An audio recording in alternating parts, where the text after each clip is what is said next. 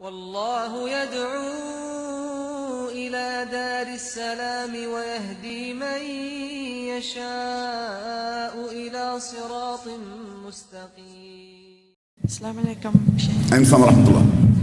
This is a question from an anonymous person, and she asked, why did the Prophet Muhammad ﷺ marry Aisha?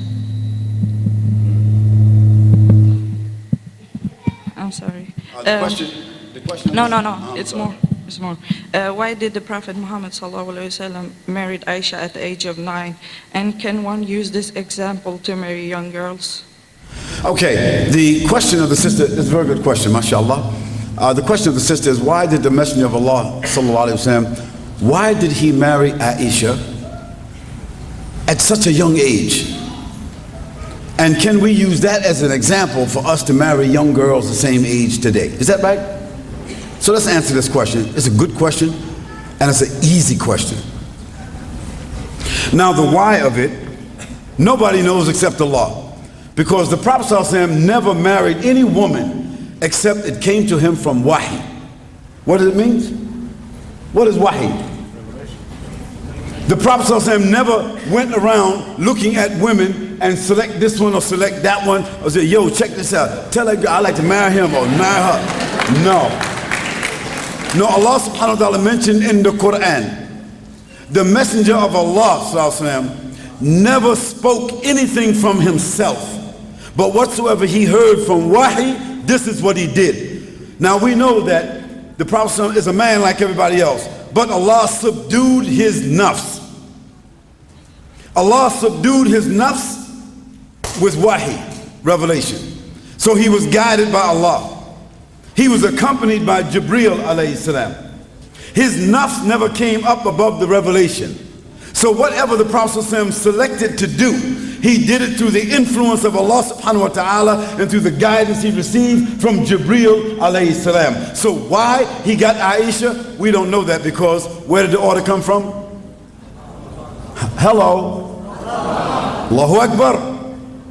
So the kafir, the non-Muslim, who is not able to understand and recognize, they between the sky and the earth, they suspended because what? They're ignorant, they don't know. They don't understand the premise of revelation, so they can't appreciate that. But those who can appreciate revelation understand that prophets, alayhimus salam, were ordered to do things that we don't understand, that we call mu'ajiza. We call it miracle, phenomena, because it came from God.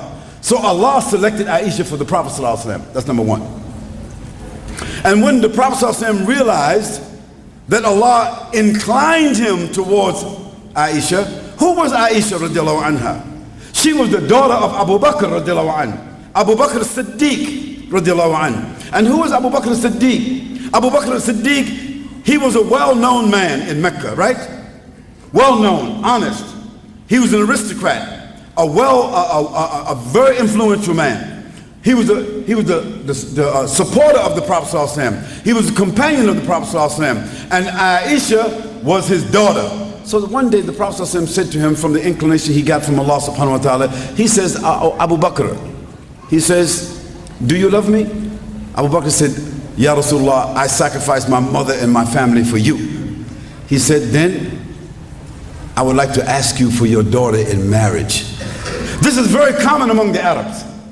Don't think about Norway, don't think about Europe, don't think about China, don't think about America, you think about the Arabs. The Arabs at that time, it was urf, it was part of their urf. It was very normal for them to ask for the daughter of a man when she was 9 or 10, so that that daughter could come and move with the family. Not sleep with him, but come and move with that family so he could observe her, she could observe him. So by the time she got to the age where she could have sexual relationships and have children and intimacy, they would have already built a bond. Do you understand that? Do you understand that? So the Prophet ﷺ, he didn't sneak around someplace and get her phone number. He didn't try to meet with her somewhere. He wasn't eyeballing her. He was not desiring her. This was his best friend. And who was Abu Bakr? Abu Bakr was one of the most respectful people of Mecca, of the Quraysh.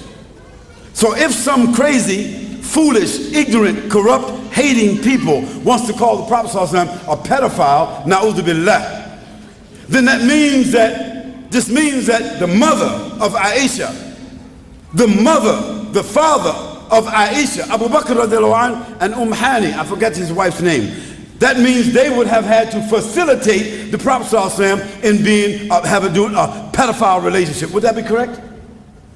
Could two respectful parents, could they have been guilty of something like that?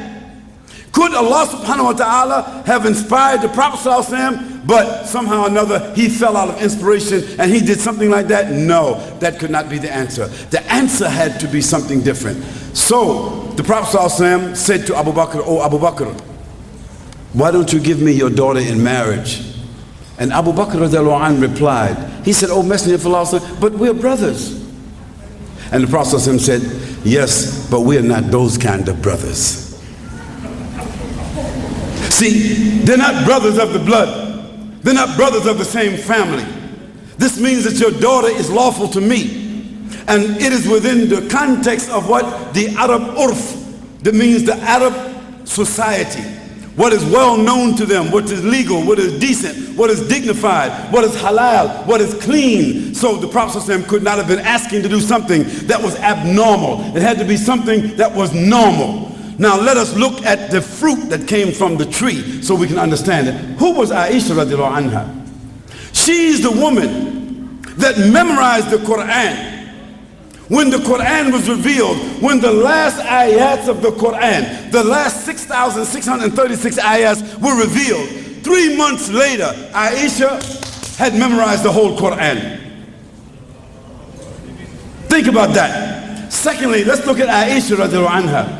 Aisha radiallahu anha, because she lived with the Prophet ﷺ. She saw him, she understood him intimately, clearly. Her mind was bright, and she was a powerful young girl. A very aggressive young girl.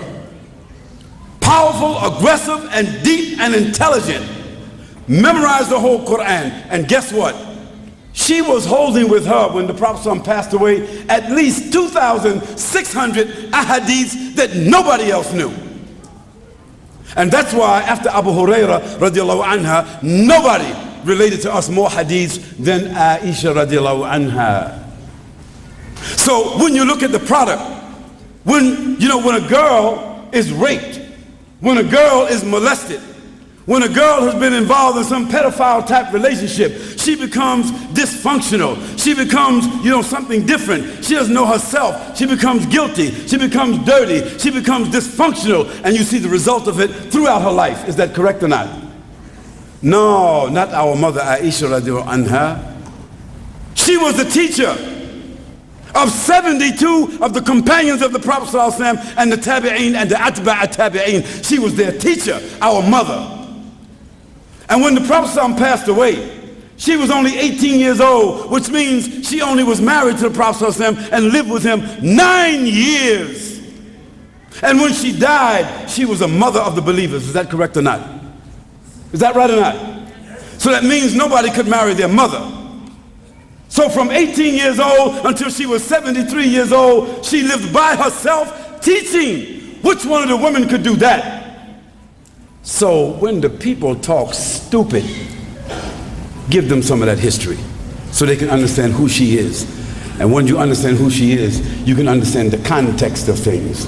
And so, sister, may Allah reward you for that question. It comes in a lot of places, but that's the answer.